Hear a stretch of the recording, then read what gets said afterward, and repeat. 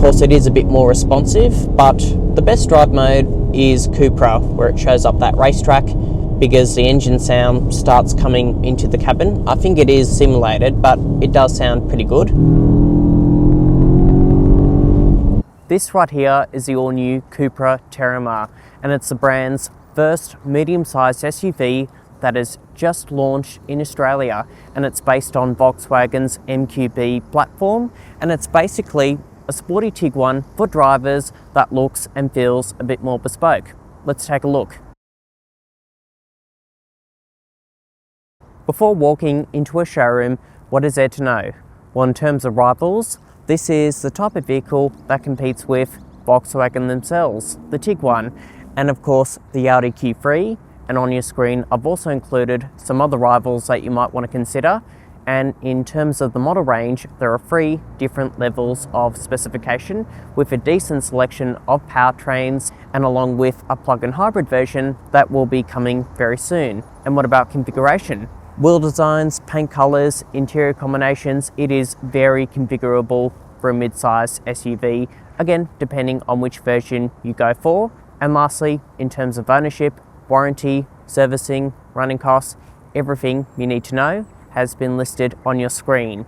Let's now talk about the design. So the one I have here is a VZ specification, and on the front you have this shark nose design theme with the Cupra styled LED headlights, this aggressive front grille, the Cupra bronzed logo up the top here, and the VZ gets these 20-inch matte black copper finish wheels that are wrapped around in Continental tyres, and it also sits 5mm lower compared to the Tiguan on which this is based on. Q3 in the middle with the Q3 Audi door handles, grey mirror caps, these black roof rails, privacy glass, and if you come around to the back, a full length LED light bar with progressive indicators integrated within those LED rear tail lights, and again Cupra badging finished off in bronze, and a grey rear diffuser. And I've got to say, for a medium-sized SUV it does look pretty unique, but tell me what you guys think in the comments below.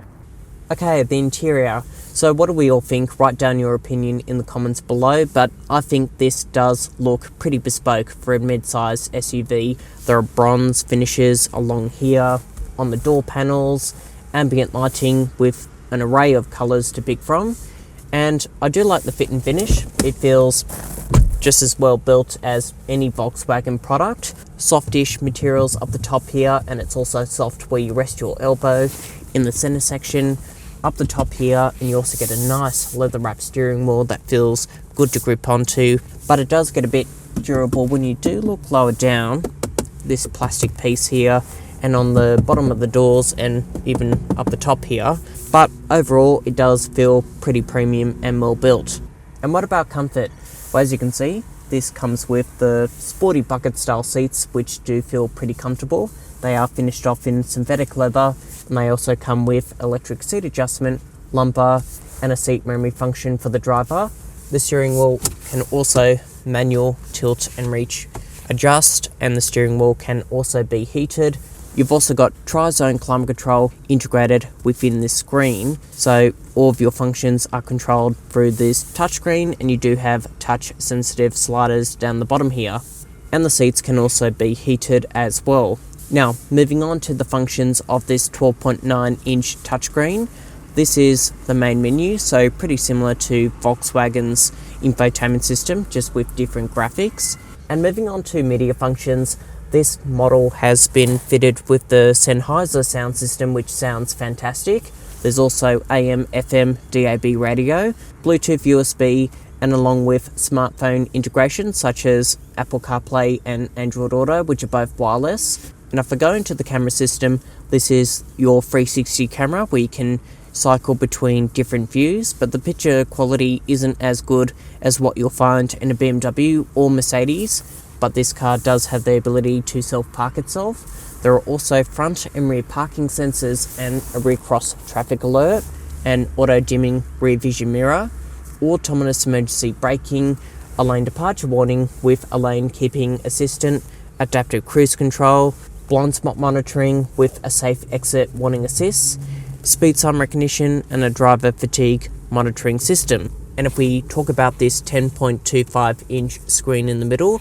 this setup is configurable in terms of the layout, and again, it does look a lot more sportier compared to a Volkswagen Tiguan, and you can also change the information in the center. There's also a heads-up display over the windscreen showing all of your vital information. And what about practicality? The glove box is a decent size. There's also a wireless phone charging pad with 2 USB-C charging ports, a little bit of storage and 2 cup holders and some bottle holders on the door bins as well. The center section is also pretty decent. That goes down pretty far deep, and there's also a 12-volt socket, sun visors with mirrors, lighting, and in terms of accessibility, climbing in and out isn't really an issue. And there's also keyless entry, walk up and walk away door locking and unlocking, a remote key, and push button ignition. Here in the back, with this seat set in my position, I've got plenty of knee room, toe room, and headroom. And over in the middle seat, due to the fact that there's a transmission tunnel, legroom, footroom isn't as great, but headroom is overall pretty good for this type of vehicle. It is worth pointing out, however, there are no map pockets, but you do get directional air vents, a climate control panel, 2 USB-C charging ports, and you can also move the seats forwards and backwards, and also slightly recline them backwards and forwards. There's also a flip down armrest with 2 small cup holders, decent door pin pockets that can also fit a large water bottle, grab handles, LED lighting, and for child seats, 2 ISOFIX points on the 2 outboard seats, and right behind me, 3 top tether points. Let's now talk about boot space. So all models get a power operated tailgate with a kickdown function, and there's 540 litres of boot space, and you can also slide the seats forward, and you can also fold all the seats down in a free separate configuration. There's also this adjustable boot floor, tie-down points, LED lighting, and some cutaway sections, and if you lift this up, a spare wheel, which is always good to see on a premium compact SUV. Before we go for a drive, let's check out the powertrain. Under the bonnet of this variant is the 195 kilowatt engine, which is a 2-litre 4-cylinder turbo petrol from the updated Golf GTI 8.5 and the recently revised Volkswagen Tiguan. It also develops 400 Nm of torque, sending all the power through a 7-speed dual-clutch automatic and an all-wheel drive system.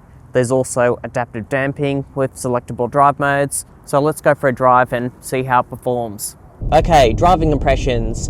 This one I have here is the VZ with the 195 kilowatt engine, and over the bonnet, decent forward visibility. There's also good side vision, decent side mirrors, and the rear window is a bit narrow, but the 360 camera works okay. And this is an easy car to live with around the city. The steering is nice and light, but compared to the standard Tiguan, it does feel much more sportier. So it is a bit more responsive in terms of the way it steers, brakes, and accelerates. I'm not saying that this feels faster, but the brakes are a bit grabbier, and even the acceleration response, it was a bit more smooth in the Tiguan, and even the steering response, it is responsive, but yeah, one touch on the steering, it does move direction pretty quickly. But none of the refinement aspects have been ruined. It is still a comfortable car to live with. The seats are pretty comfortable.